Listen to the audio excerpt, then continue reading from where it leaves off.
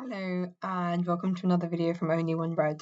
This is a slight intro for the video following because in the next clip I talk about wanting to edit it and chopping it onto another video because I thought that I wasn't going to have enough to talk about, but I ended up being happy with what I talked about, and basically I ended up talking about just one book and two films, but I do consider this to also be a film channel, so I've decided that I'm just going to go ahead and publish it.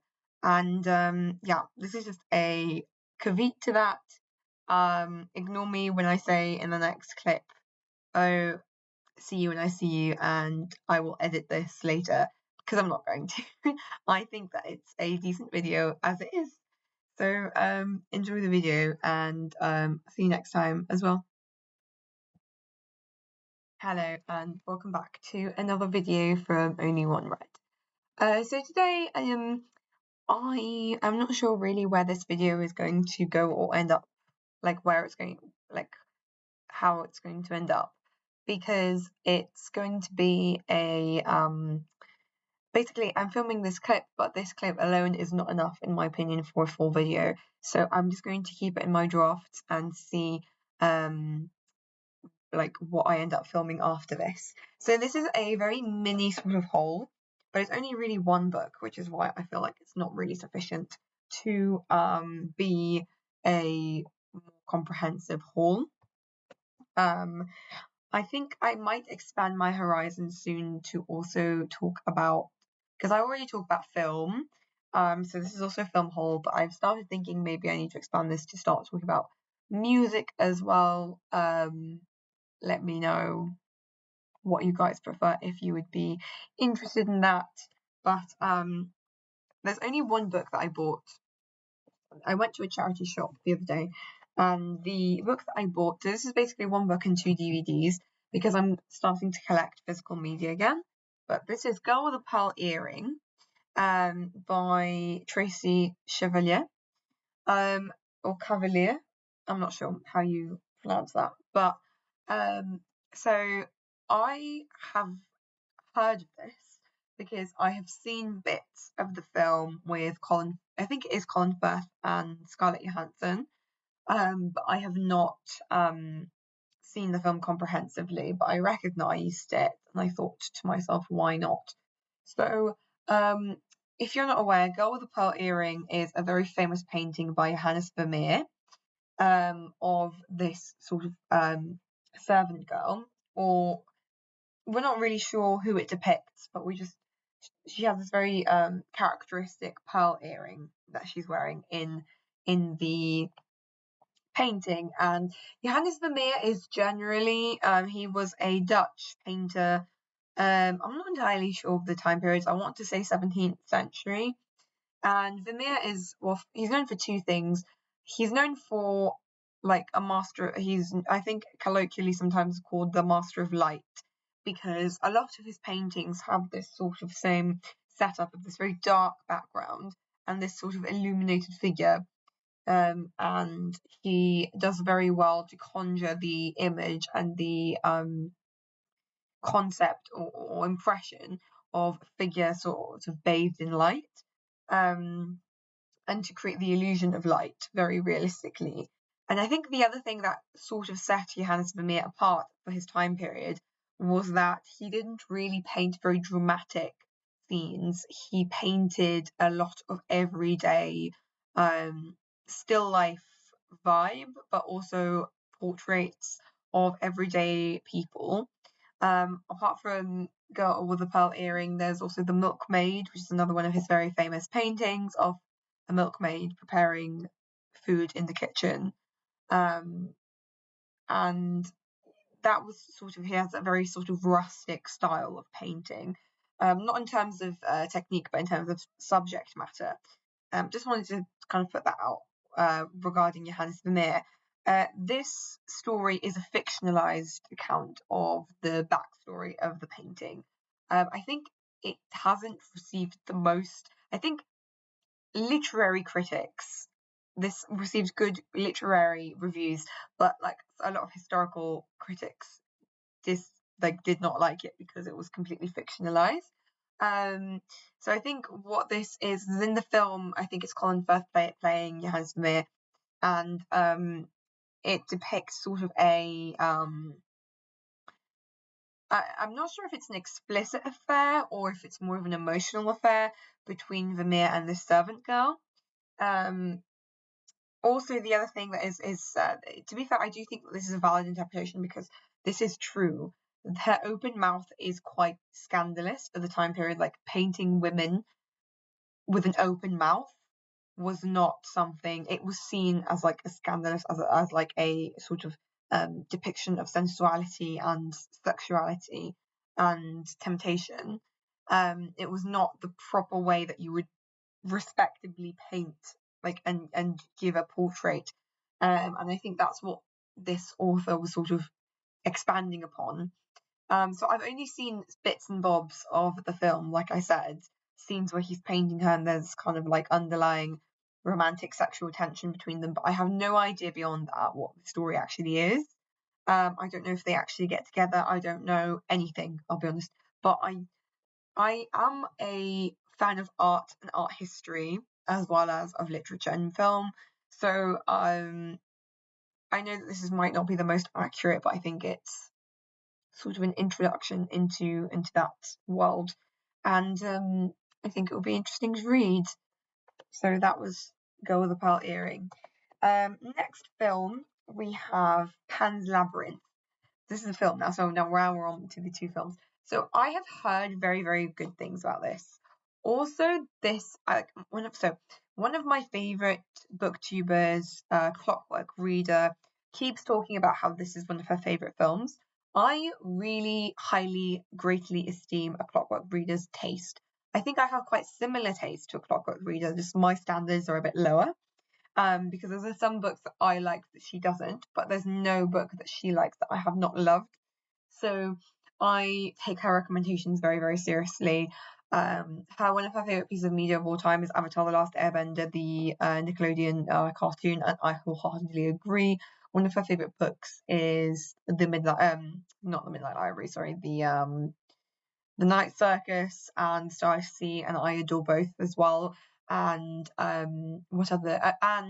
She also loves This Is How You Lose a Time War, which is the best book that I've read in ages. It was honestly like I rated it 5 stars last year, and it's probably the only true 5-star read of 2025 for me. This Is How You Lose a Time War was fantastic. And it was probably the only book, like I said, that I've read in years that actually probably had like a proper effect on me, and upon my brain chemistry. So yeah, I highly, highly, highly respect her opinions. This is also directed by I can't say his name, Guillermo del Toro, and I also highly, highly respect Guillermo del Toro. I think the only film I've actually seen by him is the new Frankenstein film, but lots of his films like I've seen around, and I really like the vibe of, and I really want to watch. So like things like Crimson Peak and stuff like that. So no, I think this is really good. So I think this is going to be really good, and apparently it's during a war, but let me double check what war. Yeah. Okay, so the post-war, the post-war era of Franco's Spain. So I think it's set like 1950. So it's about this girl who's isolated, uprooted to a remote military outpost commanded by her new stepfather. So, and she kind of escapes into this fantastical world, where Pan, like the god Pan, it occupies. And I'm not entirely sure what the plot is, apart from the vibes, I'll be honest with you. I'm not entirely sure if this is. I don't think this is a children's film, even though it has sort of. No, it's not. It's rated 15. I don't. It's got obviously like fantastical, childlike, mystical, fairy tale elements, but I don't. Yeah, I think it's very much probably going to be an adult film. But I really like the idea. It's kind of giving Narnia a little bit. I don't think it's going to be as tame as Narnia, but I kind of gives me the same vibe of this idea of these kids uprooted and thrown into this mystical land, and it's all sort of a metaphor for the bigger problems in the surrounding world. Side note, I think Narnia is actually like severely underrated. I think Narnia is I actually think Narnia is like theologically like a valid theological interpretation of Christianity. Like I'm not like I'm being serious right now. I think like if it deserves its own brand. Oh, because sorry, I'm going to talk about Narnia for a bit. Okay, don't come at me. I haven't read the books. Okay, I've only seen the film. I've seen the original film and I've seen the animated film, and every single time, spoiler, you've had 70 years or however fucking long it's been. Every time that Aslan gets reincarnated and the table breaks, I get shivers. And it makes me want to believe in Jesus. Okay, I was raised Christian. I have a complicated relationship with religion, but Narnia makes me want to believe again. And I think that obviously, you can interpret it in a number of ways, but C.S. Lewis obviously, very, very obviously, made it to be a sort of allegory for the Bible and for Jesus Christ. And I genuinely think that we need to start a church like devoted to the teachings of Narnia. Like there should be a dominion of Christianity that uses Narnia as its like holy book, and it would be 10 times more accurate and more true Christianity than whatever the Mormons are going on in Utah. So I just wanted to put that out there. So that's Pan's Labyrinth, and then we have slightly more generic. This is Rise of the Planet of the Apes. So I've not watched this. I've not watched the original, and I've not watched this either.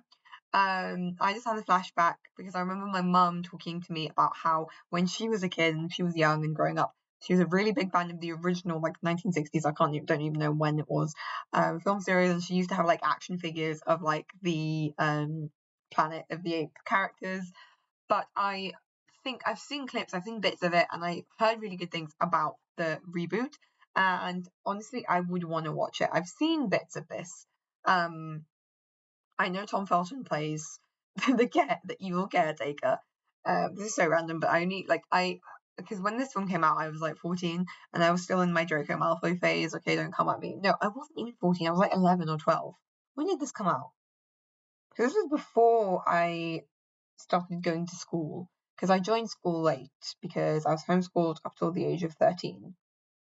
It doesn't say what the year is. But anyway, I was definitely less than 13 years old when this film came out, and I remember because I was like obsessed with Tom Felton, and I knew that he had a minor cameo role in it, and I wanted to watch it just because Tom Felton was in it for like 12 seconds.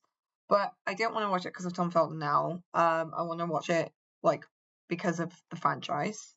If you don't know what Rise of the Planet of what Planet of the Apes is, it's basically a whole media franchise where deep into, I think at first it's sort of implied that it's like a parallel universe, but then you end up finding out that it is our Earth, but deep into the future, where humans are kept as slaves and apes have taken over as the dominant species.